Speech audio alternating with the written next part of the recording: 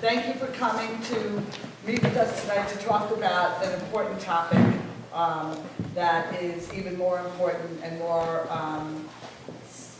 pronounced in today's day with COVID and now what's going on around the world. And I am Mary Crow, and I have a private practice in town. I'm a family therapist, as my mother used to like to call me a family terrorist, but I like to think I do more good than evil. And it's been, Colleen asked me to moderate this evening, and I'm very excited to do so. So without further ado, I'd like to introduce our esteemed panelists. George Fowler is the founder of the New York Center for Emotionally Focused Therapy, where he serves as president, and he is the director of training at the Glennon Center for Hope and Renewal in Connecticut. Prior to his career in mental health, George spent 20 years as a New York City firefighter and a New York City police officer. His experience as an FDNY peer counselor, particularly following the events of 9/11, sparked his passion to help others impacted by trauma. And I can just say personally that George, when I heard that Colleen snagged him due to her relationship to her FDNY husband, Tim, I almost fell off the chair. Because he goes around the world talking about families and being present and being connected and being seen. And he taught me and turned me onto the world of emotionally focused couples therapy by Susan Johnson. She has a book called Me Tight, and he was one of the first frontier people to learn about this methodology. I went up to Canada to learn about it years ago. He has a few books written. And not only that, but I can say personally in my marriage, I am married to a guy, not to over-disclose, I hope this isn't really going to be on TV, to a Queens guy, and he would listen to me about intimacy and couples when I'd say, well, you know, George, oh yeah, well, you know. I go, do you know what I do for a living? George, I go, he's from Queens and he's an FDNY. And that was enough for him. So thank you. I won a lot of fights because of next up on the program is Brian Halloran, who I've known my whole life in the halls of Pleasantville Middle School and Pleasantville High School. What? Oh my God! Sorry. Right, yeah, you guys don't even want to know about that, we'd be sued now. So Brian, I've known and loved his family for years, and after their 19-year-old son, Brian Thomas Halloran, died from depression by suicide at the beginning of the second semester of college, the Halloran family came together to form Break the Hold BTH Foundation. The foundation with the same initials as Brian's, aims at helping and removing the stigma associated with mental health and suicide. The mission of BTH is to build resilience and reduce the risk of suicide through education, advocacy, and raised awareness about depression, mental health challenges, and their impact on families, individuals, schools, and communities. And in my world, Brian Halloran made talking about depression, stigma, family stuff cool and acceptable, because he was always the cool kid on the block. So you're an inspiration, Brian, and I love listening to you, and it always gives me the chills. Thanks, Mary. I appreciate your little, Of course. your sensitivity there, but I got a little broken up. Oh. I'll probably cry too. But Tim Sullivan. Tim served in the United States Marine Corps during Desert Storm. He spent over 27 years in the fire service, 23 of them in the FDNY, in Ladder Company 28, Rescue Company 1, and as a lieutenant in the 19th Battalion in the Bronx and in the Special Operations Command. Tim is a mentor and liaison to Ryan Mannion, president of the Travis Mannion Foundation. TMF strives to unite and strengthen communities by training, developing, and highlighting role models that lead them. The foundation develops programs, training, opportunities, and events such as the 9/11 runs to empower veterans and their families of the fallen, and then to inspire them to pass on their values to the next generation and the community at large. I have the privilege also of knowing Tim personally, and he's an amazing parent, tough guy, fire guy who can talk about emotions and about how to care and make your kids feel loved and accepted, even when it's freaking hard. So, so we'll start off with George. What am I starting with? What do you got to say? I could prompt you a question, or do you have something you'd like to start with? We're going to talk a little bit about anxiety, right? That sounds good. I mean, this is fun to be here. Hello, everyone. I mean, I'm normally in all these intellectual circles, and I hide my FNY pass, so to have Tim up here with me feels a bit bizarre. These are crazy times. And it's just when you think COVID's over, now there's a war happening, and the stress levels are through the roof. So when I was looking at some stats, 50% of Americans, according to the CDC, report some type of symptoms with anxiety and depression.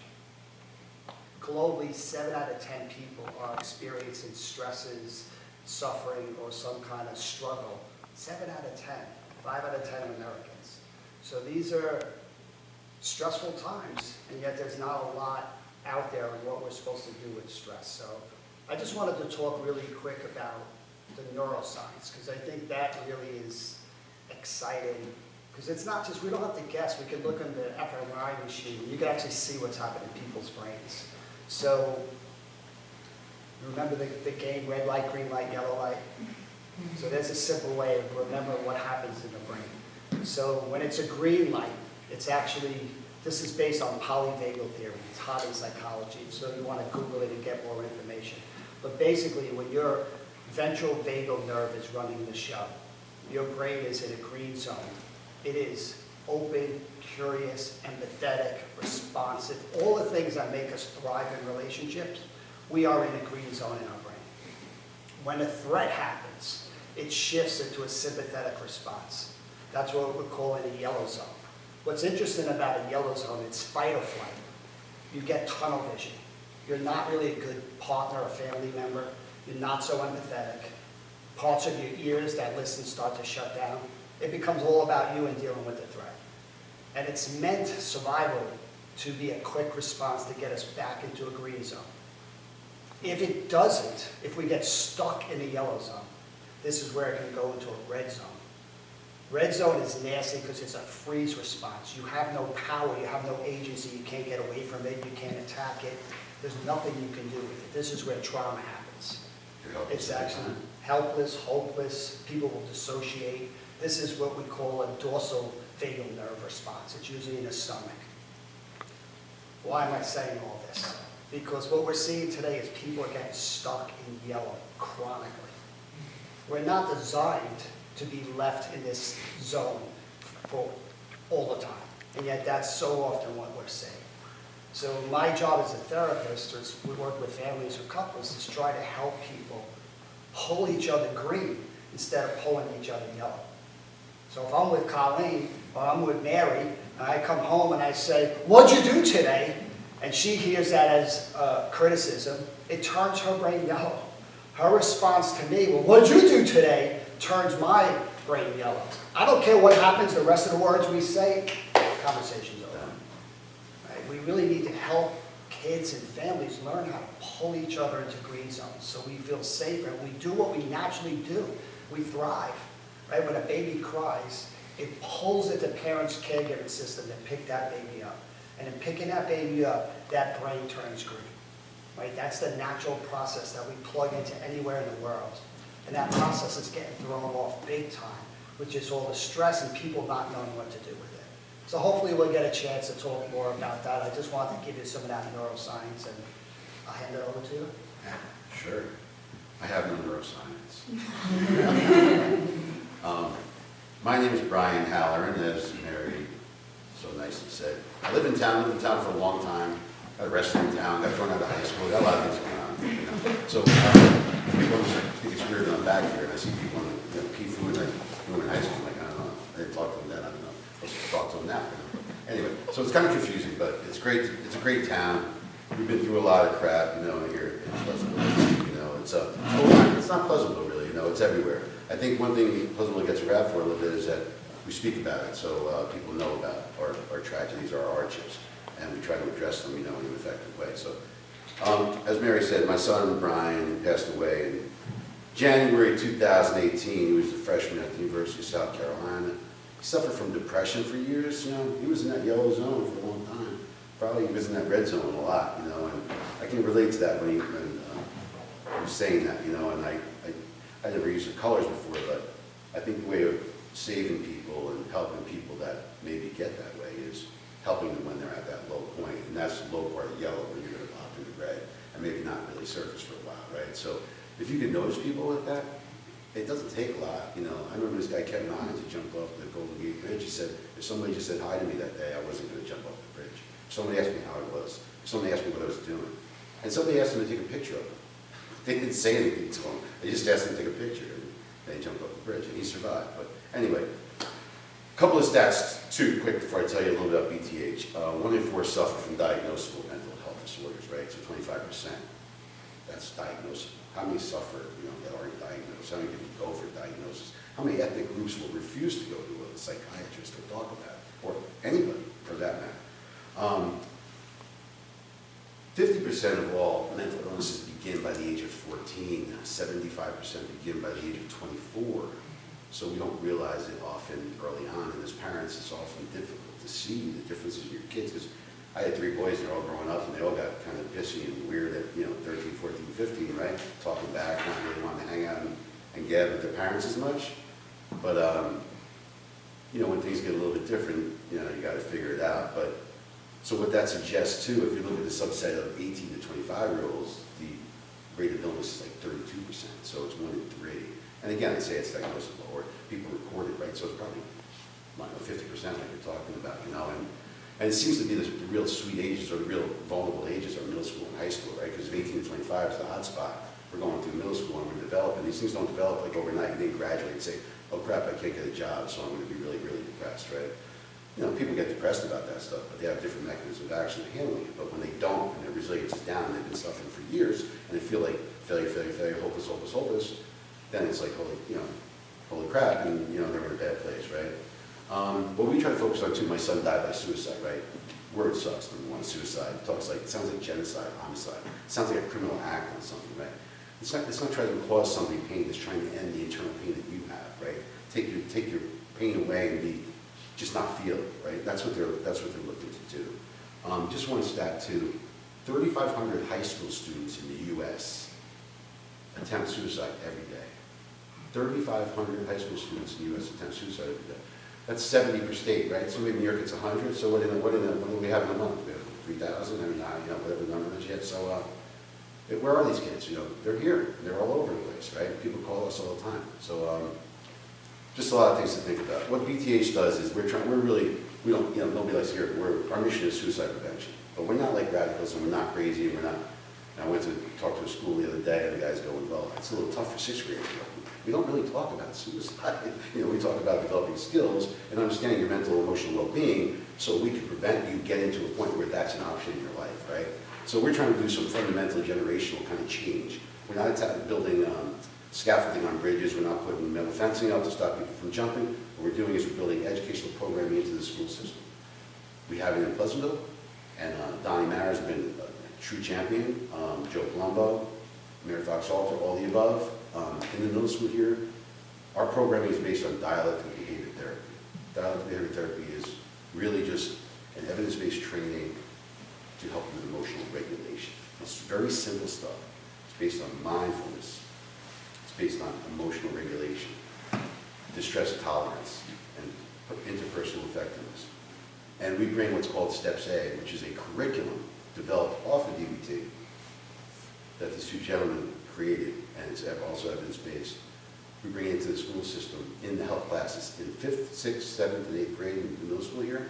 Kids are getting at least 10 hours of dialectical behavior therapy, Steps A instruction per year. So by the time they get out of middle school, they've gotten 40 hours of it. Now the goal is what? What does that do? I'm not sure what it does, but anyone that I've worked with says this shit works. I'm super. I wish I would be videotaping and everything. This stuff works, right? And people and they love it, right? So I mean, it's real simple. We have programs for parents too. We have programs on April 7th and May 5th on Zoom. If anybody wants to join, look at our website, bthbreakthewhole.org, and it's the same type of thing. It's common sense stuff. It's stuff You made a great point before about someone comes in, you yell, how was your day? How was your day? Someone told me an analogy one time, what about your son walks in the door, takes his backpack, flings it on the ground, runs upstairs, right? So you're yelling from the kitchen, get down here, pick up your backpack, and you're yelling at him, and you're yelling at him. And why is he throwing his backpack? Maybe 3 guys are bullying him, maybe he asked a girl out, it didn't work out, maybe it's really not a good time for him at the moment, and believe me, I was not this parent, back in the day either, but I am now. My kids are still 20 and 25, but, they have trouble, with the coping and stuff because their brother died. So we have to do this stuff, and we have to talk about it, and we have to work through it. But you have to look at things from a different scope. You have to separate your own day, the stresses of your own day away from everybody else, and listen to what they're saying. They're 14 years old, they're 12 years old, whatever how old they are. What they're saying is the most important thing in their life at the time, and you have to pay attention to it, even if it's like, it's really almost killing you to listen to it. I mean, I turn my head and I take deep breaths because you can't take it anymore sometimes, but you got to stay in the game because it's important to them, and you have to realize it's important. You have to acknowledge it, right? And so we are bringing this, we are creating this model, and we're not creating the content. We're just putting it together in a way that can be distributed through the school systems. And we use certified trainers that we pay to have them certified to instruct our kids so that we know they're giving them the best effort possible. That's what we do at PTH. We also try to raise awareness, and we try to break the stigma by talking about our family suffering and my child's loss. And we do have resources. Like one of the biggest things is finding resources. It's almost impossible. Like for parents that struggle with this, you don't know how tiring and how incompetent it makes you feel. Like you don't know what the heck to do. Insurance has you by a bind, and it's very, very tough. So we're here to offer resources as well, and we're not perfect. We just will try to give you other options. We also have 4 clinicians that work with us on our website. You can find their numbers, and you can call them and just ask them, this is what's going on, what do you think, what do you suggest? So you can get different options without going to pay for it, without having to go through this and that. It's just there, just call. Or call me and I'll get in touch with them. I feel calls from people all the time. I hang out with kids, different ages, because they know who I am, or because I coach them, or whatever. So we're willing to help if we can. And Pleasantville's doing a great job in the school system, you should know. It continues in 9th grade, and then we're working on getting in the older grades as well. But I think I'll stop talking for now, because I'll probably take up the rest of the time. Thanks, Brian. Thank you. Tim? It's a little tough to follow up that, but good evening, and thank you for having me here with you tonight. And thank you to my fellow panel members, George and Brian, and to our moderator, Mary. I am truly honored and humbled to share the stage with these distinguished people. And finally, a big thank you to my wife, Colleen, for putting tonight's presentation together. As some of you know, I recently retired from the FDNY. In my career, I worked as a firefighter in Ladder 28 with George. George was one of the senior guys that actually trained me a lot as a firefighter. George would, even back then as a senior firefighter, we would go in and go to work, and after the cleaning up of the firehouse and checking the equipment was done, George would be like, "Come on, Tim, down in the basement, that's 4 stores." And he would teach. He was a teacher back then. And we went to a lot of fires together, we had a lot of fun together, and our families went to our events together. And I remember when his son was baptized, so it was a lot of fun. After I worked in Ladder 28, I moved on to Rescue Company 1 in Midtown Manhattan, and in 2009 I was promoted to lieutenant and worked in the North Bronx and in the FDNY Special Operations Command. It was when I was a firefighter in Rescue 1 that I first met Travis Mannion. In 2006, December of 2006, Travis and a friend of his had come to New York just prior to Travis's second deployment to Iraq as a lieutenant in the United States Marine Corps. They had come to my firehouse to say thank you to the FDNY for our actions on 9/11 and in the months afterwards. As a former Marine myself, I welcomed Travis and his friend into the firehouse, and we talked for a while about the fire department, about Rescue 1, about me being a former Marine, and about his impending deployment to Iraq. When the visit was over, I wished him well, and I gave him a Rescue 1 baseball hat, and off towards Times Square, what I figured was a night of drinking for him and his friend. My life moved on and I never heard of Travis Manion again until 2013, when a friend of mine gave me a book to read. The name of the book was Brothers Forever by Colonel Tom Manion, Travis's father. My friend told me I really needed to read this book. As I began to read Brothers Forever, it was a story of Travis Manion and Brandon Looney. They had met as roommates at the Naval Academy, and it tells the story of growing up, high school, sports, and their meeting at the Naval Academy. It tells about Travis's graduating and becoming a lieutenant in the Marine Corps, and of Brandon becoming an officer in the Navy SEALs. The book tells about Travis's first deployment to Iraq and coming home and preparing for his second deployment. The author, Tom Manion, writes about Travis and his friend coming to New York City and visited Rescue 1, and how a former Marine, myself, welcomed them in, showed them around, and talked about Travis's upcoming deployment, and how that former Marine had given him a baseball hat with Rescue 1's patch on it, and the words "Never Forget" printed on it. The book tells how Travis went home to Doylestown, Pennsylvania the next day, told his father about the visit to Rescue 1 and about the former Marine who gave him the hat. Travis gave the hat to his father and told him, "This is what we're fighting for. Hold on to this hat until I get home." Travis then deployed to Iraq very soon after. I found out reading the book that it was on April 29, 2007, that Travis Manion was leading a patrol in the Al Anbar province when it was ambushed and several members were wounded. Travis ran out into the middle of the firefight, and as he was dragging a wounded Marine to safety, he was shot and killed. Though wounded, the other members of the patrol all survived. I was dumbstruck to learn that someone I had met in December 2006 had been killed in 2007, and I just found out about it in 2013. As I read further, I learned that Brandon Looney, Travis's Navy Academy roommate and Navy SEAL, had died in Afghanistan when the helicopter he was in went down during a mission. When Brandon was brought home, it was decided to bury Travis and Brandon next to each other in Arlington National Cemetery. Brothers forever. I also learned that the Travis Manion Foundation had been created in Travis's memory by his mother, Janet. Unlike a lot of other foundations, and we all know of them, a lot of other foundations that have a golf outing each year, and a scholarship is given to some college or some high school kid who didn't even know really what the foundation is all about. The Travis Manion Foundation has grown into one of the leading veteran service-based organizations in the country. The mission of the Travis Manion Foundation is to empower individuals to unite communities. TMF strives to unite and strengthen communities across the nation by training, developing, and highlighting the role models that lead them. Travis Manion Foundation develops programs, training opportunities, and events designed to empower veterans, families of the fallen, and motivated mentors to inspire them to pass on these values to the next generation and the community at large. Prior to his visit to New York in 2006, Travis and his brother-in-law had gone to a football game.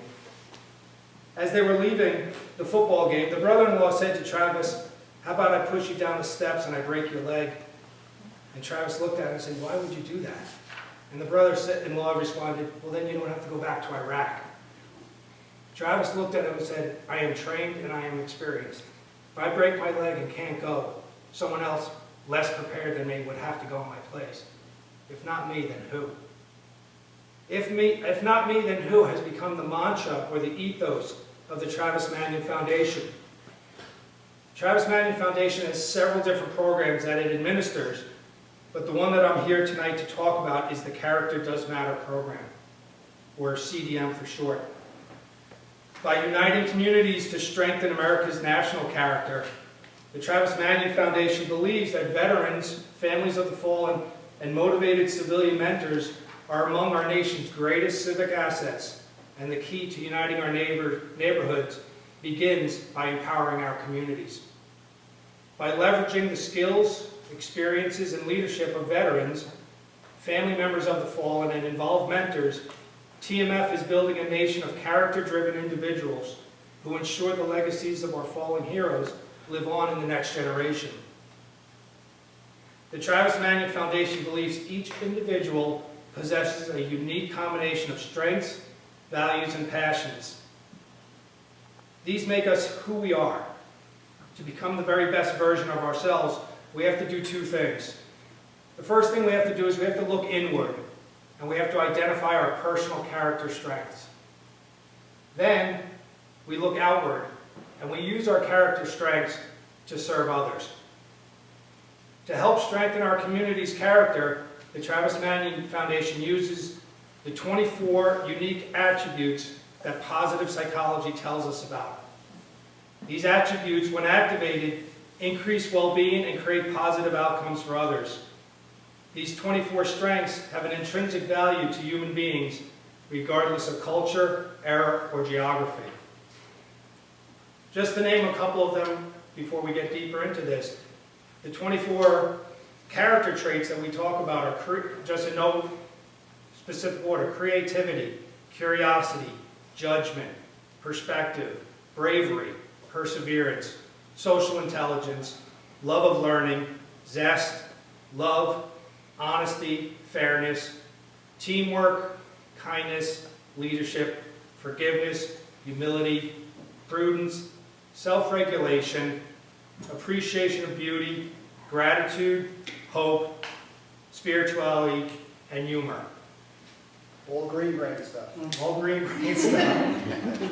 So, I know there's a little bit there. The Travis Manion Foundation it started as a memorial foundation to Travis, but what started in Doylestown, Pennsylvania, has now grown exponentially around the country and even around the world. There is, as I said, they do many different things. They do stuff for veterans that are transitioning out of the military to civilian world. They do a lot of work for families of the fallen, families of military members who have given their lives, whether in war or in training or in accidents. They do stuff for 9/11, what they call the 9/11 hero runs, where they support first responder programs. They do 55 5K road races throughout the country and also online virtually. But the big one that I'm here to talk about, again, like I said before, is their Character Does Matter program. And Character Does Matter is a program where, again, just like BTH trains their mentors or their instructors, Travis Manion Foundation does the same thing. They train people, whether it's a veteran, family member of the fallen, or a motivated civilian, to become a mentor, and then to go into, whether it's high school, sports teams, different youth organizations, and again, to reach out at the point where kids need help and guidance, and where they need to know that their character matters, that the way they present themselves matters, not just to themselves, but also could mean something to others. There's also a person like that is someone that can be a confidant to them, it's someone they can trust, a trusted mentor, and they don't have to go to their parents or something like that. That's what someone needs, because you can't always tell their parents. My son didn't tell me that he thought about dying. That wasn't, I wish he did, he did. So, we need people like that. And that's 100%. So through the CDM program, the Travis Manion Foundation has reached out to, last count, I believe it is about 90,000 kids in throughout the country through these Character Does Matter programs. Some of them are just one-time, one-off presentations for a couple hours, and others, like down at St. Joseph's School in Philadelphia, it's actually a full semester program that the kids take as one of their electives. So it is not, some people think it's a recruiting tool for the military. It's not. It's a way for veterans to reach back out, or families of the fallen, to give themselves something to honor the legacy of their loved one, and also for civilian mentors to reach out and give back. At our last gala in Philadelphia back in December, where the Travis Manion Foundation got together, Tom Manion, who wrote the book Brothers Forever and is the the president emeritus, I guess, he said to me, in a room of about 500 people that were all there to support the Travis Magnin Foundation, he said to me, Tim, out of about 500 people here, other than his immediate family, you are probably the only one in this room that has ever met Travis Magnin. He goes, to carry that on, to carry on the legacy, and to stand up for the youth of America, for the next generation, and to give them guidance that may help them down the road with one of these 24 character traits. So I'll pause it there, and thank you very much for listening to me. Thank you. Before we open up the dialogue and the conversation, I just wanted to start with one of the most important things that I learned from George Fowler that I use every day in my everyday life and clients is, and I think this will help parents and mentors and teachers, that all behavior, no matter how much it doesn't make sense to us, all behavior makes sense. And that, I think, is a really great window of opportunity that, yes, kids, right, Brian, facts aren't feelings, but feelings open up their emotions when we see it, gives us a real opening to the world of what the child is going through. And it can give us a sense of where they're at and what's really happening, because they don't usually come to us. And, you know, we always say, oh, well, they triggered me, or, you know, it's like, no, we have triggers, and it's our, you know, as much as we can, stay in our window of tolerance as role models about learning, like Brian said, the stress tolerance skills in order to teach and model to our kids what we do when we're stressed, how we handle our triggers, and that there's, you know, a lessen anger, lessen shame, and lessen pointing the finger and letting them see that you think you're enough. Because if we don't think we're enough, how are my kids going to think they're enough? So if I'm doing intergenerational trauma systemically, right, we don't just pass down, you know, our genetic predisposition. We pass down our trauma story to our kids. And the more that we can talk about that, as Brian said, this is a town that talks about it, that the shame, there's no shame in my game. It's, I think, a really good example for us and our kids. So with that, I'd like to turn it over to any questions or any other comments. I would piggyback on what you just said. The secret to any relationship is based on the quality of engagement. So if you think about any relationship you're in that's working well, you're going to see high levels of engagement, high levels of interest, which is showing us the green brain spending a lot of time. The problem with the only difference between master couples and disaster couples or families is an ability to do one thing. What do you think it is? Sounds good, communicates, not, could be a type of communication. Keep going, throw things at me. What's the most important thing to do in a relationship? Shouldn't they teach us in school? We're in school, right? Listen's good. Respect. Care, love, respect, I like it all. Keep going. Love's good, I like that too. Not the answer. Accept the person? Acceptance good, not the answer. Right there. I love all the engagement, that's good. It's an ability to repair distance. You can have a conversation that afterwards you come closer together. If having a conversation just leads to another fight and more distance, that's the only thing. When you see couples with low levels of engagement or families, like you're talking about, kids come home, throw the backpack, go upstairs, distance. You can't have a conversation that bridges that. I don't care how much you love somebody. Most people don't get divorced because of a lack of love. It's too much distance in their relationship. So how do we become better? Where do kids learn how to repair? Modeling, right? Most of them are not seeing the modeling in front of, and then this is why this gets passed down to generations. There's so much science now that tells us how to repair. There's maps, there's plans to do this. We don't need to just keep doing this and passing down a lack of awareness to our kids. So again, that's what I would invite people to do. To seek help is actually a sign of strength. Right? If you break your leg and you go to the hospital, if you don't have a map on how to repair, and I can guarantee a lot of you here don't, that's just statistics. Learn the map. Learn how to teach your kids how to have these conversations. Last thing I'll say on that, I don't know why I'm going with the number 3. There are 3 roads that we can connect on. The high road, the middle road, and the low road. The high road is the easy stuff, the great stuff, the green brains, dinners, vacations, great, all the good stuff that makes relationships great. The middle road is the grind, the logistics. Someone has to cut the lawn and do the dishes and all the stuff that needs to get done. The low road is our vulnerabilities, our insecurities, our struggles. Most people want to just do the high road. The science is really clear that if you don't learn to do the low road, you lose the high road too. And then your relationship gets stuck in that middle road. You're doing all the work and not getting the fruits of the work. And if that's your experience, what do you think is going to happen to the distance in that relationship? Mathematically, it's going to go like that. So we got to teach how to do the low road, how to have these conversations.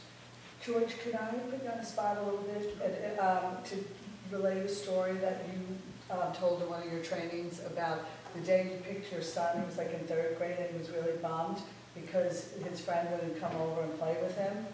Someone actually listens to me. Do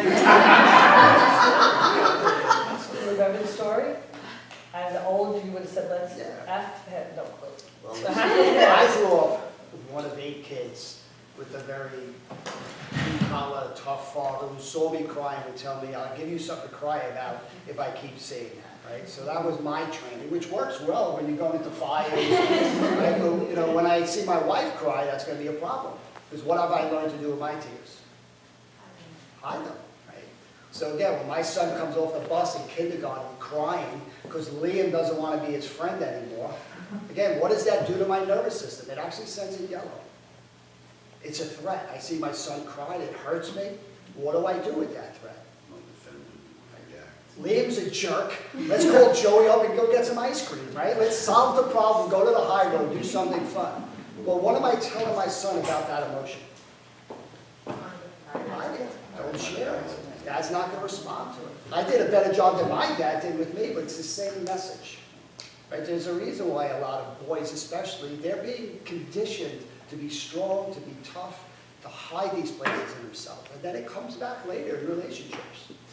So, But you didn't do that. I remember the ending was, but you're forgetting, that's why you're too, you know, your kids are doing okay and Well, they're. maybe she said making you look good. I'm not a secret Someone's gotta do that. That's my job. I told them that I was going to say. You were about to do that, and you were able to regulate and breathe and say, that's what would have made you feel better, right? To do Yeah. that, because your shame, what was my kid good enough? Who did they think? You know, I mean, maybe I'm embellishing, but maybe I'm putting my stuff.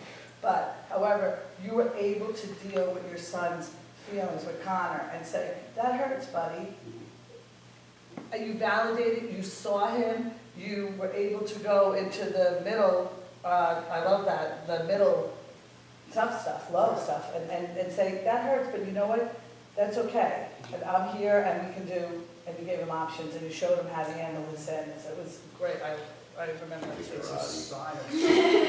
a sign of strength to be able to say you're sorry to your kids, right? That's good role modeling for a parent.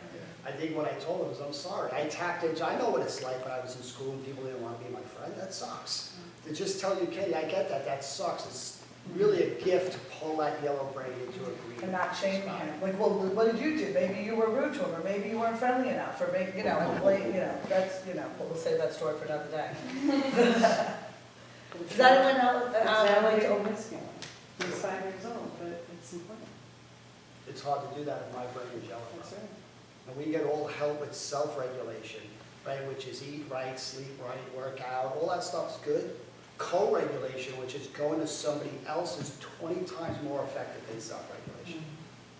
Right, so learning how to go to somebody, pull their brain green, is the most powerful way of soothing the brain. Best way of dealing with anxiety. And how many people have gotten training in that?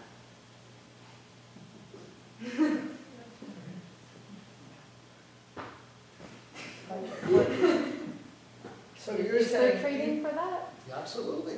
What's it called? Where do we find it? If GeorgeFowler.com. Is there an app for that? therapists are maybe it's a good sign with all this. the mental health issues have gone up 300% the last year. There is not enough therapists to meet the need of 300%. Right? But there are a ton of therapy and research out there on how to do co-regulation well, on how to kind of meet people in places. Part of how you do that is you have to match people's affect.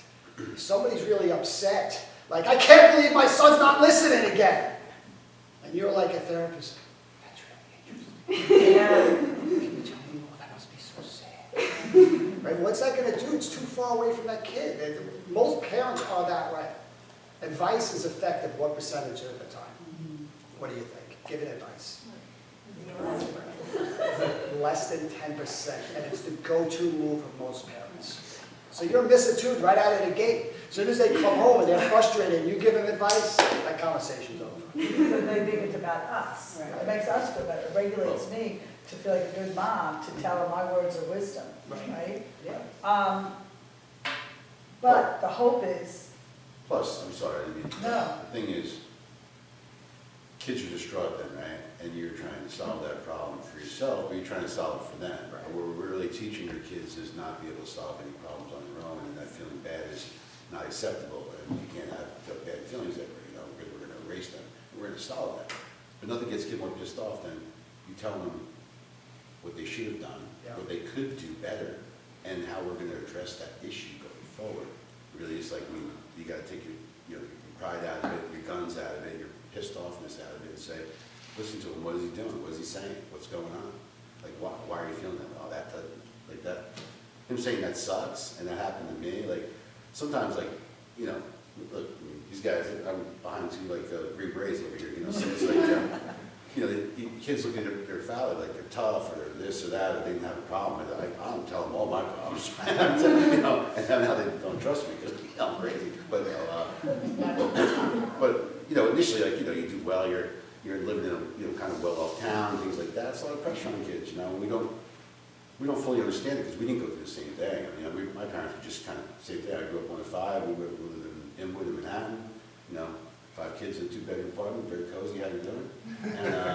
And you know, so whatever we kind of made of ourselves, we made of it. And I didn't come from a, you know, big 5-food background. So now there's different pressures on kids, like going to school, going to college, and holy crap. You don't have to go to college. Everybody doesn't have to go to college, you know what I mean? It's like, anyway, I'm done. That's a great. One of the things and Kaylee, you know, I'm not by any means perfect. A lot of you guys know about, Colleen and I have Aiden, who has had, you know, was born with birth defects and has had his issues. And, you know, believe me, I've banged my head against the wall. But one of the things that I was lucky enough to do was I was actually able to coach Aiden in basketball, but I was also able to coach Kaylee. And I think Kaylee can attest to this, that I tried very hard.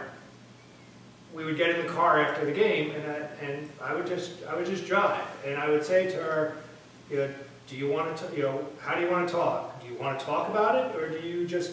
After games. No. Yeah, and she would say no. Okay, and I tried to learn a little bit. I'm not saying that I haven't, you know, duked it out with Aiden or anything like that, but it is you know, the red brain, green brain, yellow brain. I think I'm in an eternal state of yellow brain sometimes. But one of the things that, you know, we've learned, and one of the things that we from the Travis Magnet Foundation is to try and say is, you know, failure is going to happen. All right? There's the old adage, you know, you learn more from failure than you learn from your successes and stuff like that. But the other thing that we say is failure is just a bruise. Okay? It's not a tattoo. Okay? It's, if you don't make the sports team, if you don't, you know, if you don't get a 95 on that science test, failure is a bruise. It's going to heal. Okay? And the problem is you see people that turn failures in their kids into tattoos. Okay? And they harp on those they harp on those failures. And it's a constant drumbeat. And watching some people, the way, you know, as a coach of my kids' teams, watching how some parents treated their kids. every single failure was harped on, even during the games. You get them. And they're yelling, you know, here I am, I'm trying to coach a game, and they're in the stands screaming for their kid to do something completely opposite of what I've asked them to do. And you see the kid out there, and they're, you know, what'd you say before, frozen. Yeah. You know, the brain freezes, because now they're like, do I listen to my dad that's screaming like a lunatic in the stands, or do I listen to this red-faced guy on the side that's telling me to, you know, pass the ball when my dad's saying shoot the ball? You know, it becomes, those failures are only bruises unless they become tattoos. And we need to stop and somehow break the pattern of making, you know, the kids' failures into tattoos. It's not a permanent thing, and to learn from them. And it's a very hard, tough thing when you're in the heat of the moment. But I'm trying, and I'm trying to learn. So that's one of the things that we need to continue, you know, and Dee got to watch me referee a basketball game the other day. You know, I did not call every single violation. I did not call the fouls. Very lenient with the call. You know, so it's, you know, again, you know, green, red, you know, yellow. I want to break down that example because I think it'll be helpful for everybody. So your kid comes home frustrated, whatever happened in school, and parent wants to give advice. Right? That child's brain is yellow. They're frustrated. Parent's brain is green. Gives advice. That's the intervention. And this is so predictable. That intervention, that giving advice, is not helpful because emotionally that kid hears it as criticism. They should have done it differently. They could have done it differently. That brain only gets more yellow. What do you think that kid does? Fight or flight response. Gets angry at parent or disengages. Either one of those moves are going to do what to the parent's brain. They're trying. They're green. They're trying to help. They're giving advice. That advice gets rejected. That parent's brain gets lit up. They go to the distance. Think about how many thousands of times that happens to all of us. And again, I teach this. I'm one of those parents. Tim's coaching, you know, the ref on football, my son. I'm one of those parents screaming on the sideline. So do what I say, not what I actually do. I actually asked George during one of the games, I was out there, and he's screaming from the stands. And I'm like, how could you see that your kid was being held from up there, and I don't see it from down here? But he was 100% convinced that his son was being held on every single I play. can send him the videotape afterwards. But George, the other statistic that I always found interesting was what, when you asked us, what do you guys think, what percentage do you think we need to be present with our child engaged to develop secure attachment? I hope, right? So What percent? what percent of time out of 100%, you could ask a question better than me. And what percentage of time does the parent have to get it right? An attuned response. They see the child's need and they respond and meet the child's need. What percentage of time you have to get it right for that child to develop what we call secure attachment? A trust and view of the world, a trust and view of themselves, a trust and view of others. I was so What do you think? Not very. 56. 10%. 50, 20. Again, shouldn't we know this as parents? Like they give you the baby at the hospital, like, what does our culture say the number should be? Well, first of all, you never even know if you get it right, so it's a ridiculous kind of comment. Where did they come up with these studies? That's what's so cool. Like they do videotapes, they just watch parents interact. They can tell the percentage of times the parents get it right versus the times the parents get it wrong. Biggest measurement. Our culture so often says 100%, 30%. It just needs to be good enough. We're quite resilient. We have other needs, lots of distractions. It just needs to be good enough, which tells us most of the people are getting less than 30% of the time. And that's what distance does. It causes the level to go so down that you're just not getting out of a relationship what you need. But I too, like Marilyn, I was like, 30%, I can do that. I still have never made a snowman, but hopefully we'll get grandkids to do it. But what do you think I think I'm in the blocks, teens. like if it's only 30%, right? And it's like, here, what's blocking that 30%, people just getting to 30%? Is that how they do it? They don't know. Yellow brain. Their own problems, the other brain, their own stresses, anxieties, prejudices, everything that's happened in their lives. Wanting to be The right. man keeping them down, and then they go home and the kid's keeping them down. Yeah. But could it Just comes also out. be that the parents don't realize what they're doing? You know, they think they're being helpful, they don't actually know what they need Yeah. to do to be helpful? Exactly. This is not about beating parents up. This Yeah. is, parents are doing the best they can to try to respond to their kids. A lot of times they just don't have the tools. they have Absolutely. been taught. How can giving advice be a negative parenting, thing, right? Right. But it's in the time and the moment when you're giving it is not the appropriate time, right? And how do you learn that? Learn that when you get old, like me, right? You don't learn that when you're 10, 20, 30, it's hard.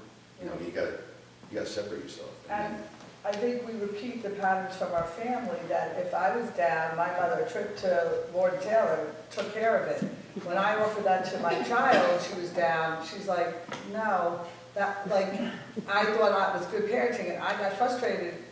No, actually, I had taken her the day before, and she was down the next day. I'm like, down, I just took you on this shopping, how could you be down? Like, this is like, nothing to do with that. Nothing to do. And right away, I feel like a bad parent because I have a kid who's down. But I went and spent time and money, misattuned, not co-regulated. Yep.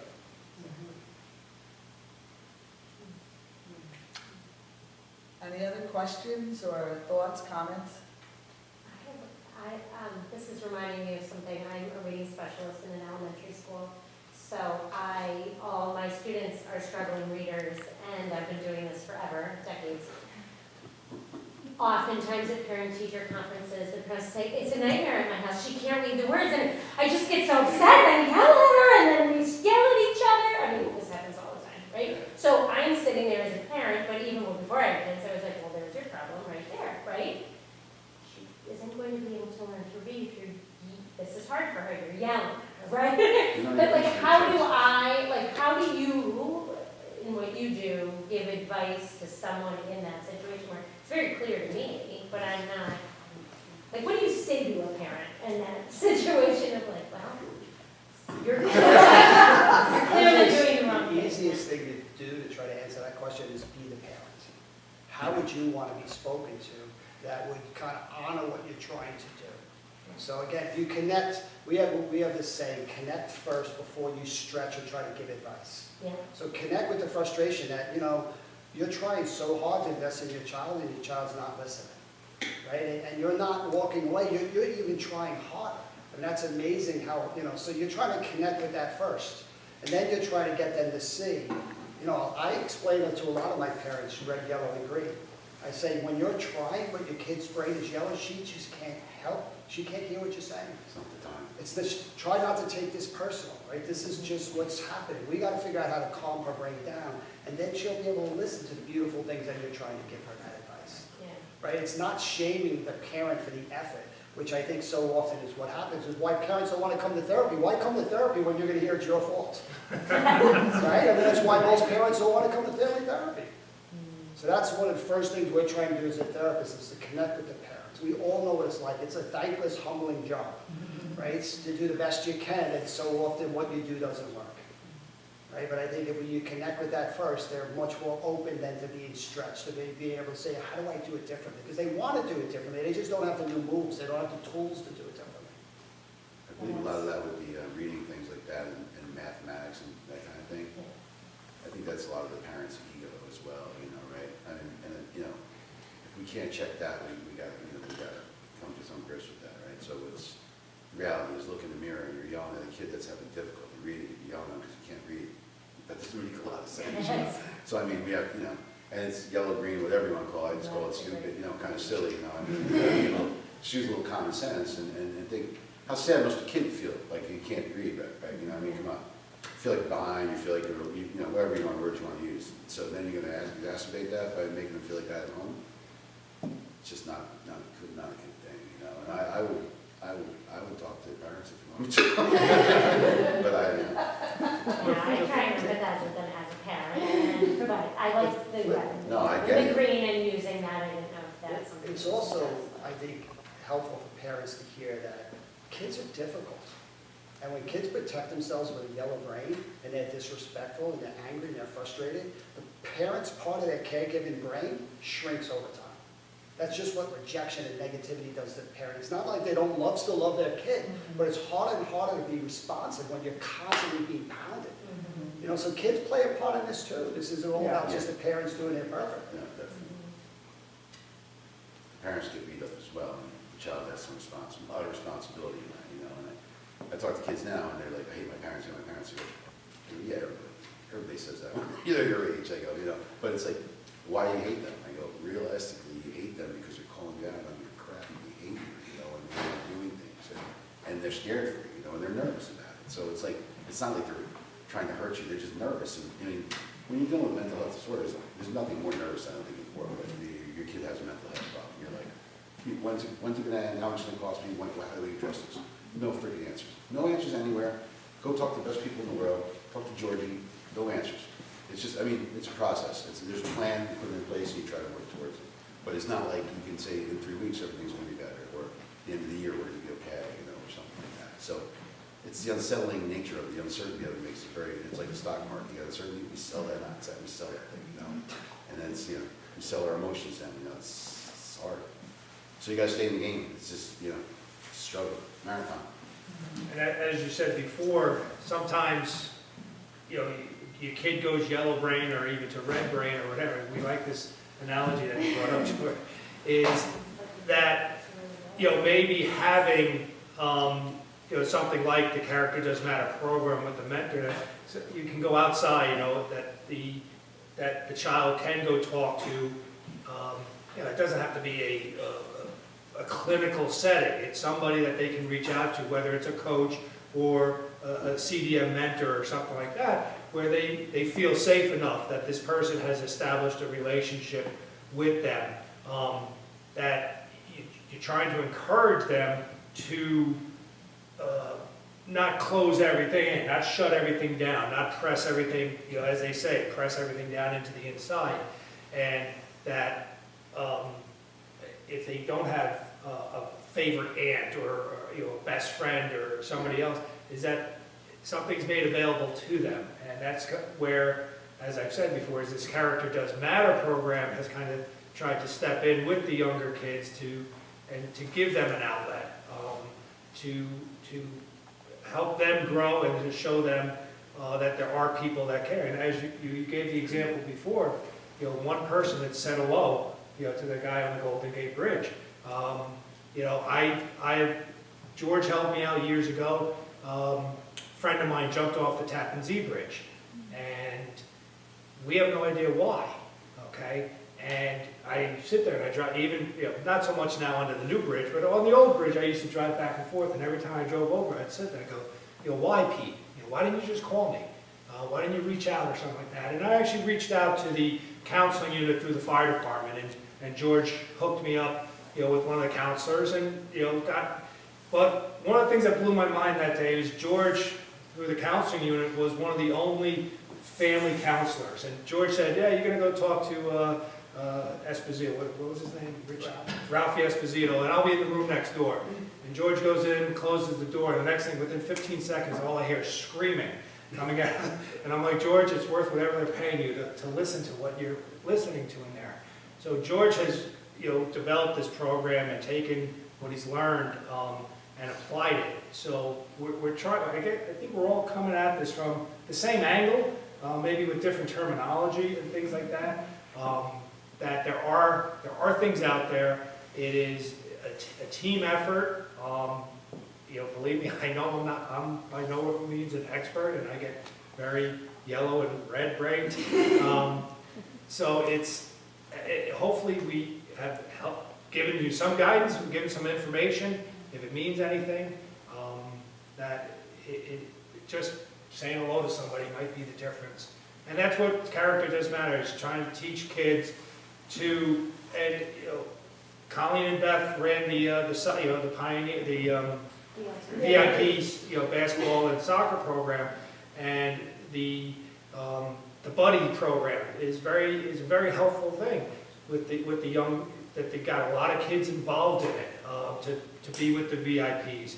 But I think within that realm, it also helps the buddies. Go ahead, Kaylee. As a buddy and as someone who is very closely related to TMF, I think it all interloops somehow because these special ed kids, they don't get a lot. They don't have the same relationships with friends and with family and stuff like that because of how either they act or they look. And being able to have a buddy or just a place one day a week to go and act as if they were a atypical kid is just something that makes their day, and it's the one thing that, it could be the one thing that makes their entire week or the entire month. And I think, as someone who has talked to many of the buddies before in all grades, some being sophomores, juniors, that it helps build character and it helps build the empathy in your brain. It makes you more open to more people. It makes you just kinder and more caring as a person because you see these kids and you know that they care for you just as much, if not more, than you care for them. Very well said. I like that you said it doesn't always have to be a clinical environment. Because when it is only that, then you tend to only channel those vulnerabilities in that setting. And then once you remove, you don't know how to function in normal society. So when you can do it in a more organic manner, I think that's extremely important. I think that's the theme of what we're all saying, right? It's all some form of connection to a friend, to a peer, to a therapist, to God, to your dog, whatever it is. We do a lot better with stress. In a stress response, oxytocin is released, which is showing us we're designed to deal with stress in relationship. And yet what's happening to most of us, we are dealing with stress and isolation. That's just not good math. We're not designed to deal with high levels of stress and isolation. And yet our houses are getting bigger, our families are getting smaller, our friends are getting smaller. We're becoming more and more disconnected as the research is becoming clearer and clearer on the importance of relationships. So what's that about? Right, and this is why we got to have these conversations from all these different angles that are basically all saying the same thing. You don't need to talk to the coffee guy at Dunkin' Donuts if you do the quick app, and, so it's like that's reassuring to people, to have the same person every day that greets you with your coffee. The biggest thing, again, that I learned, like, that's the third biggest thing, but safety, creating safety in your home, like, that's really a hard food connection. A safe place to land, soft place to land. Don't you think being given permission, like for the person to feel that they're permitted, that they're allowed to express that something is not quite right. A lot of the younger kids, they don't know how to say, this doesn't feel good. And then that just continues. So you're in that yellow zone, the kid's in the yellow zone, and the parent is afraid. They want to be in control. They want the kid to feel good. So just go, let's get some ice cream. But the kid doesn't know how to say, I don't feel good. This isn't right. Behavior is communication. Even at a young age, a child might not even know that his feelings are different than that. Exactly. Like, are not in the normal realm, And right? then Because they're not even talking about it, right? they're not talking about it. They just see the other kids are doing well. Oh, they can do it, so there must be something wrong with me. And the parents don't know because they don't want to admit to their friend, oh, the kid doesn't feel good. And we're in this very competitive environment here. So That would be it's, my hope, that everybody here could identify a person your kid can go to. right? Because kids are notoriously bad at responding to each other's vulnerabilities. Right. If that's where you think they're going to their friends, that's not happening. They might commiserate over hating their parents, but they're not going to share, I don't like myself in those places, right? We need somewhere to go with that. Parents, that is our job, is to do the low road with your kids. If your kids don't do it for whatever reasons, then we got to figure out other ways of getting those needs met. And with the pandemic, so many things were lost, so many kids with their things that they loved, it's missing. So their regular structure is changed, so all of a sudden it's like, wait, what? What happened? I don't feel good anymore. And to be honest with your children, let them know you're not a behavioral therapist, you're a parent. Like you were saying, right? Like, I've screwed up so many times. Yeah, Or, like, and so are behavioral therapists, they screwed up too. Right. But, But like, I don't know how to manage this either, and let's do it together. we'll work on it. Or I want you to go see this person. No, I So, should talk to I tell you what I tell, say, every kid that comes to me, or every parent that comes to me. I don't know. Right? I mean, I'm a parent. I have an MBA from Columbia University, that certainly doesn't help me in mental health, right? So, but I always say I take a business approach to it. I go, all these troubles have manifested over a number of years, right? So we're not going to fix them today. We're not going to fix them tomorrow. But let's start a plan. Let's start a plan that makes somebody feel a little bit better. and gets them to a little bit better place. Like, what's your biggest trigger? What's your biggest problem? Is it school? Is it this? Is it that? Well, how can we ameliorate that? How can we make that a little bit better, right? How can we make that a little bit softer? Maybe we talk to the school, maybe we do something like that. I mean, I've been talking to Plumborn people about kids a bunch of times, you know, so I'm not telling them to give them a pass, I'm telling them to give them a short pass because we're in the danger zone right now, right? And then we work on making them feel a little better, they feel a little bit better about themselves, and then they can take other steps, and they might even talk to friends in school, and they might even feel a little bit better, they come home and act like human beings. And then all of a sudden we're on a path to something a little more beautiful, right? But it's like baby steps, it's not like, okay, you don't have any friends, you suck at school, your car broke down, okay, tomorrow everything's gonna be all right. You know, it's not. We're gonna take little steps, we'll fix your car, you know. Friends, well, we gotta work on that, you know. And then that happens. And listen, there's nothing worse from a Franker's perspective. I mean, there's worse things, I guess, but for your kid to come home and say, I have no friends, right? And he starts crying or he feels really sad and he says, what's the problem? I don't get invited places, or I don't, and that's hard, right? But I think part of the process is too, in like starting a plan, right? Making a plan is, kids have to get themselves involved somehow. Like, it's up to them a little bit too, you know? Like, it's not up to everybody else to invite you all the time somewhere.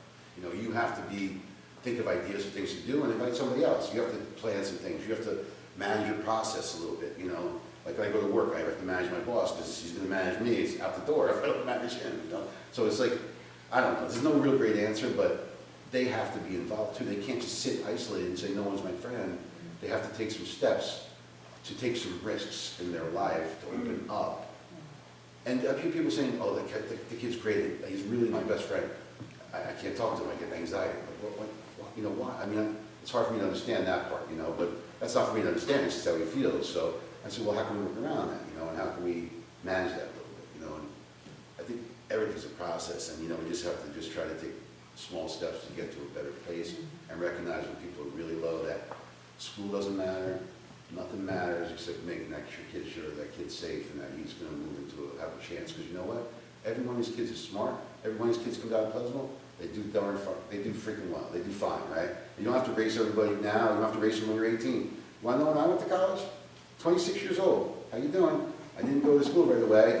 You know, I wasn't really asked to go to a lot of schools. I was asked to leave a lot of schools. I left the schools, and I didn't go back for a while. And I worked some dorky, dumb job up at Westchester Airport, enough to get money to go out and party and be more of a jerk, you know? So it was, until I hit my low, then I realized I had to do something different, right? And that was around that age, you know, and my parents were good enough to let me live with them and go to college, you know? Anyway, so I went to college. I went to business school at 35. So I mean, if people talk about me, like talk to me like, oh, I'm not going to Harvard, I'm 18, or I'm having trouble in high school. You'll be all right, man. You'll be all right. We'll just take it easy. We'll get somewhere, you know. You get to any school, you put your grades up, you'll be fine, you know. And it's just a process, you know. And you don't have to beat everybody right now, you know. It's not winning. It's just taking care of yourself and being happy. There are no shortcuts to success and getting repetition. So what do I mean by that? The beauty of emotions, it tells us what we need. I'm not worried about a kid that's talking about I have no friends and I feel sad or I'm anxious. Like, they're talking about it. They can get what they need. It's the kids that are not talking about it. The worst thing is not, you can't get what you need. You can't repair if you don't talk about it, right? And that's so often the epidemic that we're seeing. These kids are isolated and they have nowhere to go with it, right? So if they're talking to you about anything, that's a really great sign, a great job that you're doing, that they trust the relationship enough to talk about it. Right? But they need success. If you feel sad and you share it and you get comforted, because that's what sadness is looking for, it teaches your body to talk about it again. If you share sadness and you get a lecture, it teaches you not to share it. So again, it's all about success with the emotions. We're not going to be perfect as parents, but the more that you get it wrong, you're able to say, you know, I'm sorry, you know, probably wasn't good yesterday, I gave you advice. You walked away, you know. Right? Those are great. Sometimes kids learn a lot more from the repair than they do from the, you know, the initial attempt. I wonder if you could say something about silence or quiet that is not isolating. We have a teenage son, and it seems like his repair path has been to allow for silence and staying in the same room. Yeah, that's a flight response. Right? Parents need to understand when a kid leaves, leaving feels safer for them. They get away from the questions, they get away from the messages that they're doing it wrong. They can think more clearly. Like there's safety, that's what Mary was talking about. Parents take it as not caring, disrespectful, not being interested. Emotionally, it's about feeling safer, right? So how do they have success re-engaging? Which is what parents are trying to do all the time, but we try to get them to re-engage by pushing them, right? But sometimes kids get so set in their ways. It's like when I'm working with couples all the time, you know, the husband's been doing this for 40 years. I'd rather have them when they're 18 than when they're 50 of all these repetitions, right? The neuroplasticity of the brain.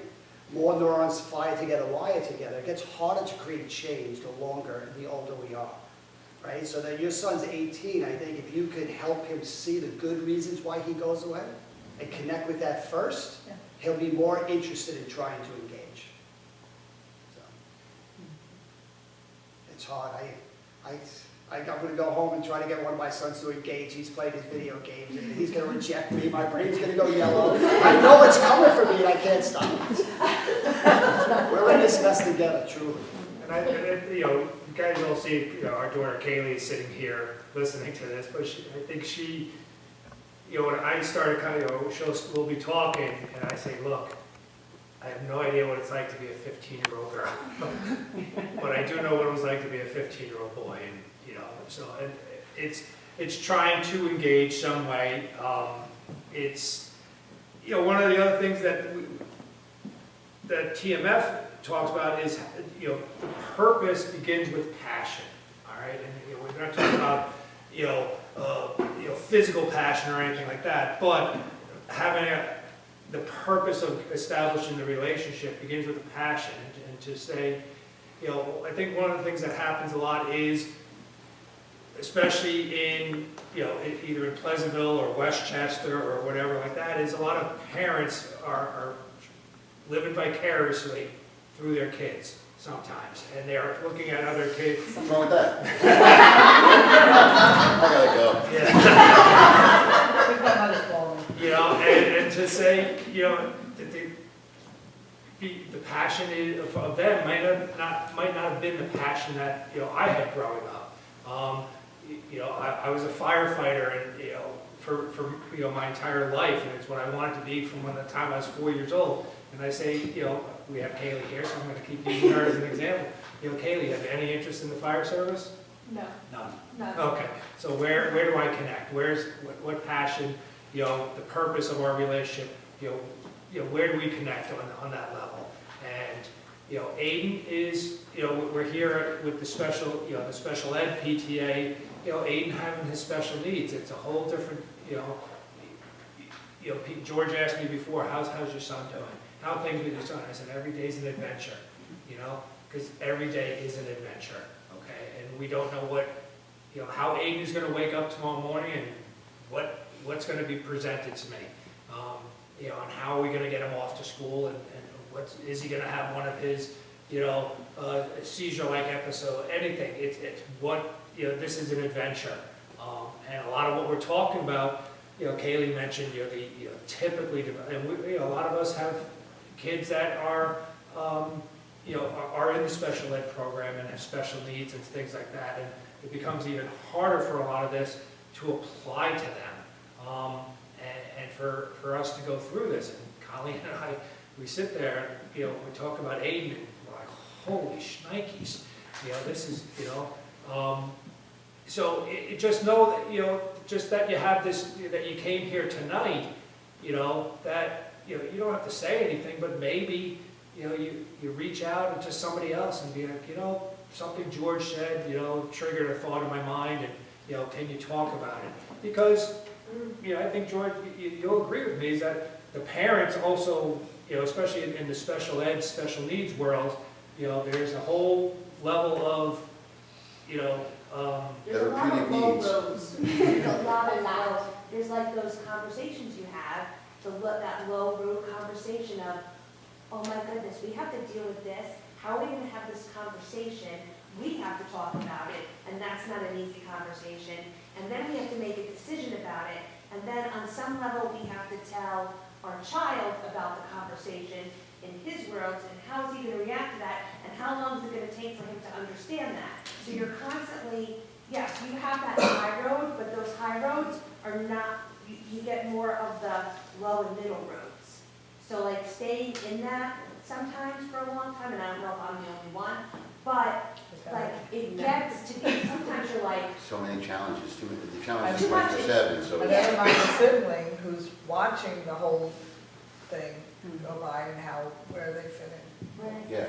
so you try to make it like, okay, let's go on vacation, 2 weeks and get out. I'm like, let's hope it's gonna be good. And then you go on vacation and Aiden wakes up in a bed and you're like,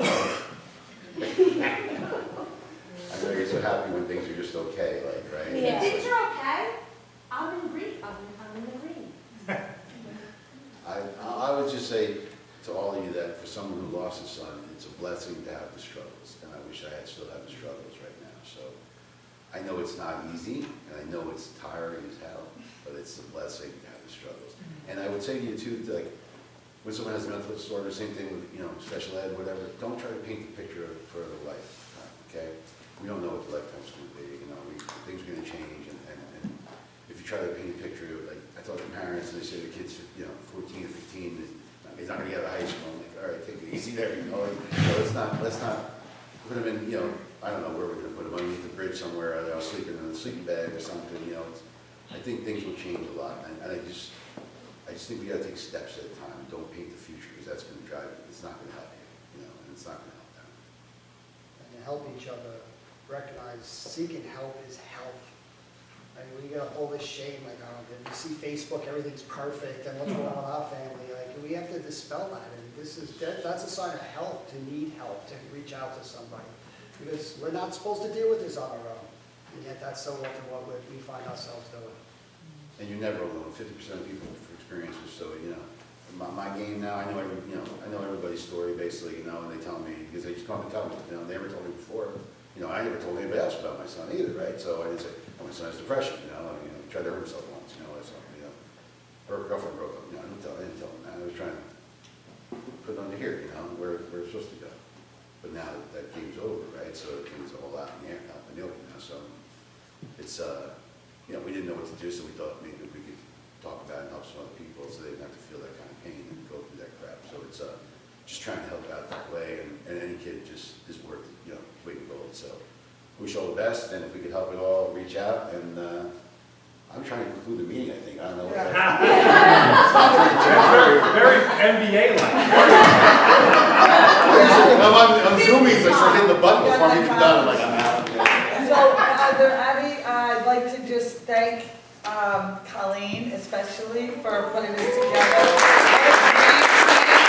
And talk about modeling, not to be sexist, but 3 vulnerable, tough guys, like amazing. It was every one of your stories and your ability to show up and show vulnerability when it's not always easy. So thanks again. Thanks everyone for joining.